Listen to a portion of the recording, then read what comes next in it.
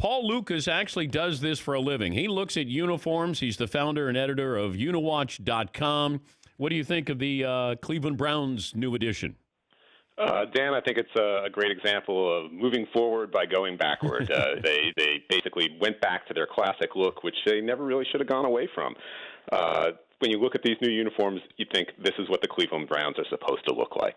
And it's sort of a question of how did they get it so disastrously wrong 5 years ago with the set that they're now moving away from. How did the Rams get to where they are now, where you have one of their legends, Eric Dickerson, who works for the Rams, railing against the Rams with their new logo here? You know, the Rams have done something that is a little uncommon and I think in a way is a little unfair to the fan base, and that is instead of unveiling their entire new identity, meaning logos, uniforms, the works, they just did the logos. And they're going to do the uniforms sometime in May after the draft. And it's not clear, they haven't said if that's because the uniforms aren't ready yet or if they just are trying to sort of draw out the suspense. But it really isn't. It does a disservice to the fan base, and I think a disservice to your own marketing program when you release logos without the full context, because it's hard. You know, for an NFL team, a logo could be appearing on your helmet or not, and you know, with the Rams, probably not, because they're probably going to keep ram horns on the helmet. And you really need to see the context of these logos. And so, yeah, you have fans and you have ex-players like Eric Dickerson saying we don't like these logos, but really, what matters is the uniform, and that's the most primary thing, especially for a team like the Rams, which, as I said, are almost certainly not going to wear their logo on their helmet. So I think, and we're going to have to wait and see where that goes with the Rams. But I don't think they've done themselves or their fan base any favors by doing this two-part unveiling. Well, what is the target demo for these new uniforms? I mean, the reason why I bring it up is the Rams aren't marketing to me. The Browns aren't marketing to me. The Atlanta Falcons aren't marketing to my age group. So what if I don't like it? I'm not the one buying these jerseys unless I'm buying it for my son or grandson. And that, then they're still getting their money out of this. So if you were going to say, what's the sweet spot for, marketing these uniforms, what would it be? Well, I think it depends on what you think the function of the uniform is. You're suggesting that it basically is just a piece of merchandise, and that's certainly part of it. But it's also the thing we see when we watch a game every Sunday. It's what we look at and connect with when we turn on the TV.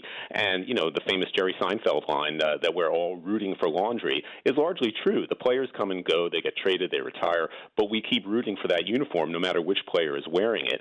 And that's an important thing as well. So while you could say that, only the 18 to 34-year-old demographic is what, who buys the jerseys, but they are marketing to you. They are marketing, to me or my dad or whoever, because those are fans as well. And those are the people you want to connect with your team and have an emotional attachment. Yeah, but to your team. I won't turn my team off or pick another team because they have a crappy uniform.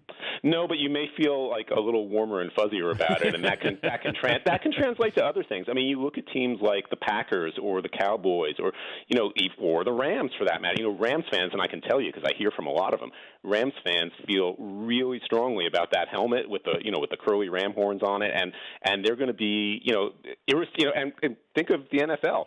We feel really strongly about NFL helmets, right? Like, what do you have in your studio or TV studios? They have the helmets of the two teams that are playing because that is almost a de facto logo for an NFL team, is its helmet.